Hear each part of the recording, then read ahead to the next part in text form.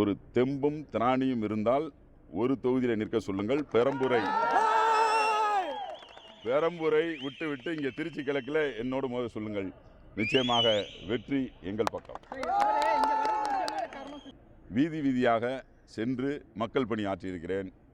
அந்த தைரியத்தோடு தெம்போடு நான் மீண்டும் சொல்கிறேன், 1,00,000 ஓட்டுகள் வித்தியாசத்தில் நிச்சயமாக நான்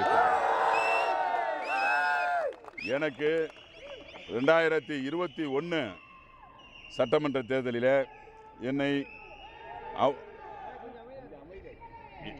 என்னை யார் என்று தெரியாத சமயத்தில் கூட மாண்புமிகு தமிழ்நாடு முதலமைச்சர் அவர்கள் மீதும் துணை முதலமைச்சர் அவர்கள் மீதும் என் மீதும் நம்பிக்கை கொண்டு 54,000 வாக்குகள் வித்தியாசத்தில் வெற்றி பெற வைத்தார்கள்.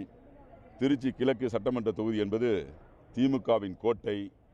நடைபெற்ற 2024 நாடாளுமன்ற தேர்தலில் 65,000 வாக்குகள் வித்தியாசம் பெற்றிருக்கிறது. எனவே மீண்டும் களப்பணி ஆற்றுவேன். நிச்சயமாக சட்டமன்ற வேட்பாளராக வெற்றி பெற்று சட்டமன்ற உறுப்பினராக நான் 2026 மே மாதம் 5ஆம் தேதி அங்கு செல்வேன். எப்படி ஒரு ஸ்டார் தொகுதியா இருக்கு, அவர் ஒரு முக்கியமான திரை நட்சத்திரம் வேற, எப்படி பாக்குறீங்க சார் அதை? என்னை பொறுத்தவரை அவர் உண்மையை சொல்லுகிறேன். சொல்லுங்க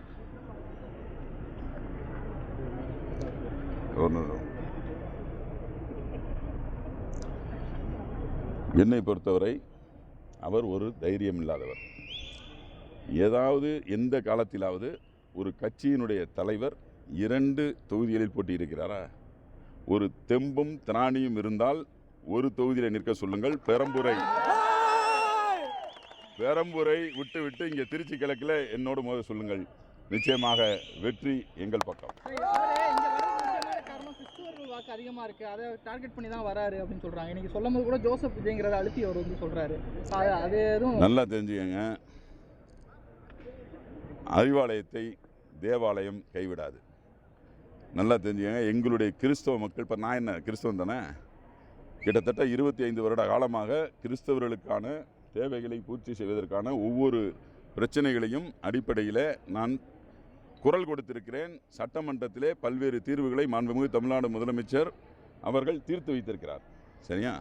அதனால் ஒரு கிறிஸ்தவன் என்ற ஒரு காரணத்திற்காக அவர் இங்கே வந்து நிற்பது எங்களுடைய திருச்சி கிழக்கு சட்டமன்ற உட்பட்ட கிறிஸ்தவர்களை ஏமாற்ற முடியாது.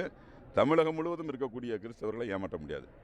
அது மட்டும் காரணமல்ல, அவர் ஒரு தைரியமில்லாத காரணத்தினால் இங்கே வந்து 2 தொகுதியை நிற்க வேண்டும் என்பதற்காக இங்கே நிற்கிறார். அதுதான் என்னை பொறுத்தவரை.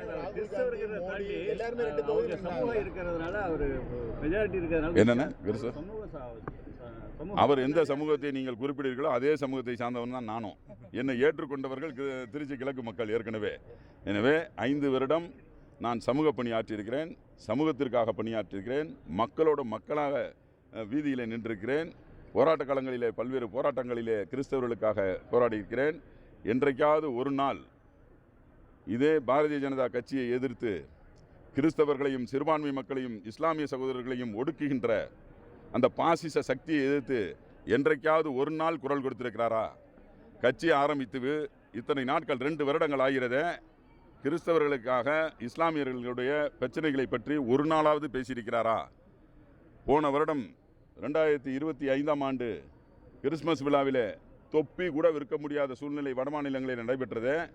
எல்லா தேவாலயங்களும் கிறிஸ்துமஸ் விழா போது அடிபட்டது.